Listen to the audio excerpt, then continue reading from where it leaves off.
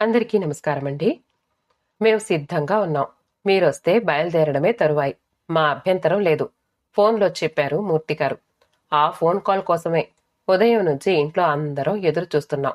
మరింకా ఆలస్యం దేనికి? వెళ్ళి వాళ్ళని తీసుకురండి చెప్పింది నీరజ. డ్రెస్ చేసుకుని సిద్ధంగానే ఉన్నానేమో వెంటనే చెప్పులు వేసుకుని బయలుదేరాను ఆటో స్టాండ్కి. కుసుమని చూసుకోవడానికి మూర్తిగారు వాళ్ళు వస్తున్నారివాళ. 15-20 రోజుల నుంచి ఈ సంబంధం గురించి ప్రయత్నాలు జరుగుతున్నాయి. వాళ్ళింటికి నీరజ నేను 1-2 సార్లు వెళ్లి రావడం కూడా జరిగింది. మంచి సాంప్రదాయకమైన కుటుంబం లాగానే తోచింది. మూర్తిగారు జింక్లో పనిచేసి రిటైర్ అయ్యారు. తొండపర్తిలో ఒక మోస్తరు ఇల్లు కట్టుకున్నారు. ఆయనకి 2 అబ్బాయిలు, 1 అమ్మాయి. అమ్మాయి ఇంకా చిన్నది. పెద్ద అబ్బాయి రవి పెళ్లి కొడుకు. ఏదో ప్రైవేట్ కంపెనీలో పనిచేస్తున్నాడు. మంచి ఉద్యోగమే. జాతకాలు ముందే చూసుకోవడం, నచ్చడం జరిగింది. అమ్మాయి ఫోటో మూర్తిగారింట్లో అంతా చూడనే చూశారు. అందరికీ నచ్చినట్లే ఉంది. కట్న కానుకల గురించి ఏమంత పట్టింపులు లేవన్న భావం గతంలో మేము కలిసిన 2 పర్యాయాలు మూర్తిగారి మాటల్లో వ్యక్తమయ్యింది. మంచి సంబంధం. పెళ్లి చూపుల్లో ఒకరికొకరు నచ్చితే ఇక అభ్యంతరం ఏముంది? ఆటో ఎక్కి నేరుగా మూర్తిగారింటికి వెళ్లాను. వాళ్లంతా నా రాక కోసమే అన్నట్టుగా సిద్ధంగా ఉన్నారు. ఓ 5 నిమిషాలు కూర్చున్నాక మరింక బయలుదేరదామా అడిగాను వినయంగా. ఓ ఎస్ నిరభ్యంతరంగా నవ్వుతూ తలూపారాయన. ఉండండి, ఆటోలు తీసుకొస్తాను. 3 ఆటోలైతే సరిపోతాయా అడిగాను. నోనో, మీరు కూర్చోండి. మా వాడు వెళ్ళి ఆటోలు తెస్తాడు. ఆటో స్టాండు ఇంటికి దగ్గరే. నేను, నా భార్య కాక మా రవి, అదే పెళ్లి కొడుకు, మా చిన్నమ్మాయి, మా అన్నయ్య వదిన బయలుదేరుతున్నాం. మీరలా కూర్చోండి అని మూర్తిగారు వాళ్ళ అబ్బాయిని కేకేసి ఆటోలు తెమ్మని పురమాయించారు. వెనక గదిలో నుంచి ఓ అబ్బాయి వచ్చి నమస్కరించి నన్ను విష్ చేసి ఆటోలు తేవడానికి వీధిలోకి వెళ్ళాడు. ఆ అబ్బాయిని పరిశీలనగా చూసి సంతృప్తిగా తల పంకించాను. ఆ అబ్బాయి బాగానే ఉన్నాడు. ఒడ్డు పొడుగు హుందాగా ఉన్నాడు. ముఖంలో మర్యాద, మప్పితం ఉట్టిపడుతోంది. కుసుమకి ఈడు జోడు సరిగ్గా సరిపోతుంది. ఈ సంబంధం కుదిరితే చాలు అనుకుంటూ మనసులోనే దేవుణ్ణి ప్రార్థించాను. నిజానికి మూర్తిగారి అబ్బాయిని నేను చూడ్డం ఇదే మొదటిసారి. ఆ మాటకొస్తే మా ఇంట్లో ఎవ్వరం కూడా చూడలేదు. మేం వచ్చినప్పుడల్లా అబ్బాయి ఆఫీస్కో లేదా క్యాంపుకో వెళ్లిపోవడం జరిగింది. పెళ్లికొడుకు ఫోటో మాత్రం చూపించారు. అది జస్ట్ మా ఇంట్లో అందరికీ. ఫోటోలో అబ్బాయి నచ్చాడు. ఆటోలొచ్చాయి. మూర్తిగారు వాళ్ళ అన్నగారిని, వదినగారిని పరిచయం చేశారు. పదండి పదండి అంటూ బయలుదేరారు మూర్తిగారు. అన్నయ్యని రమ్మను రాఘవా అని ఆటోలు తెచ్చిన అబ్బాయితో చెప్పారు మూర్తిగారు. నేను గతుక్కుమన్నాను. ఈ కుర్రాడు మూర్తిగారి 2వ అబ్బాయి అన్నమాట. బహుశా పోలికలు దగ్గరగా ఉండడం వల్ల పోల్చలేకపోయాను కాబోలు. సరే, దానికే ఉంది నవ్వొచ్చింది. ఆ అబ్బాయి వెళ్ళి పెళ్లి కొడుకుని పిలుచుకొచ్చాడు.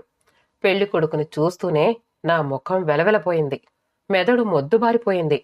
చైతన్యం ఉడికినవాడిలా వెర్రి చూపులు చూస్తూ ఉండిపోయాను. ఆ షాక్ నుంచి తేరుకోకముందే యాంత్రికంగా ఆటో ఎక్కాను. నేను, ఆ అబ్బాయి, అతని చెల్లెలు 1 ఆటో.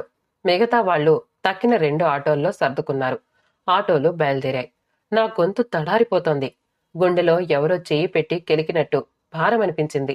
ముఖం మీద చెమటలు పదే పదే తుడుచుకోసాగాను. ఎంత మోసం!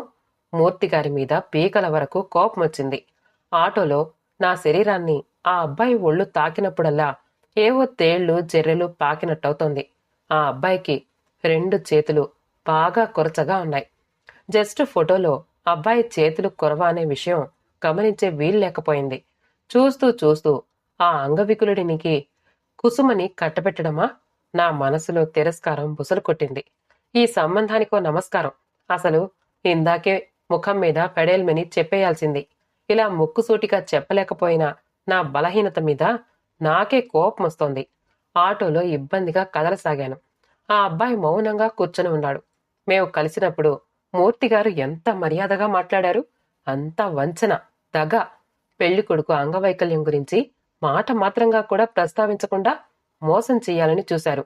నా మనసు ఉడికిపోతోంది. ఇక ఈ పెళ్లి చూపుల తంతు నామమాత్రమేనని నిశ్చయానికొచ్చేశాను.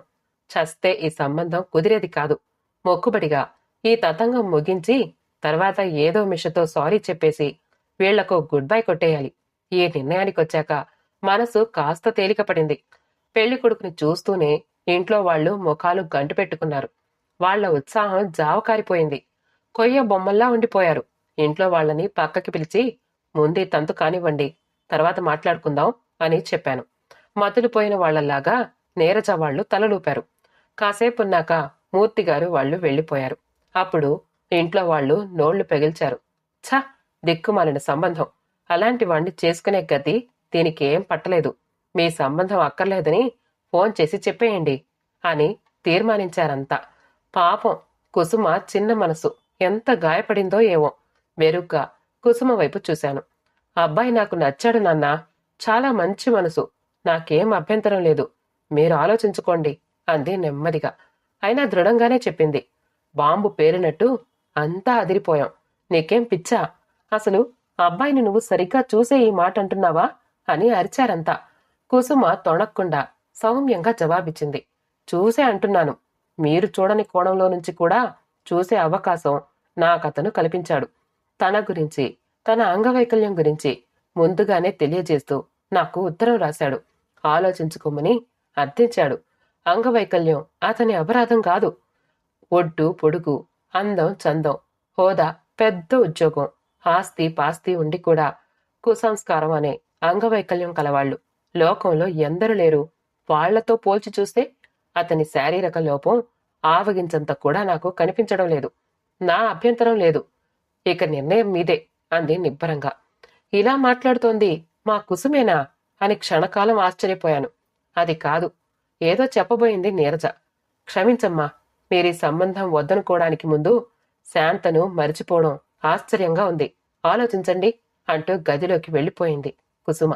శాంత, మా రెండో అమ్మాయి, ఏదో చెప్పాలని చెప్పలేక నీళ్లు నిండిన కళ్లతో స్వరపేటిక కదిలిస్తోంది శాంత.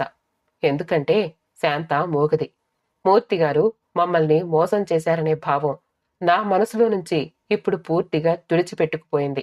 మరింకా అభ్యంతరం ఏముంది కనుక? శుభం. కథ సమాప్తమండి. కథ నచ్చితే లైక్ చేయండి, షేర్ చేయండి, కామెంట్ చేయండి. మా ఛానల్ని సబ్స్క్రైబ్ చేసుకోండి. ఆల్ అనే బెల్ బటన్ని నొక్కండి. మళ్ళీ కలుద్దాం ఇంకో మంచి కథతో.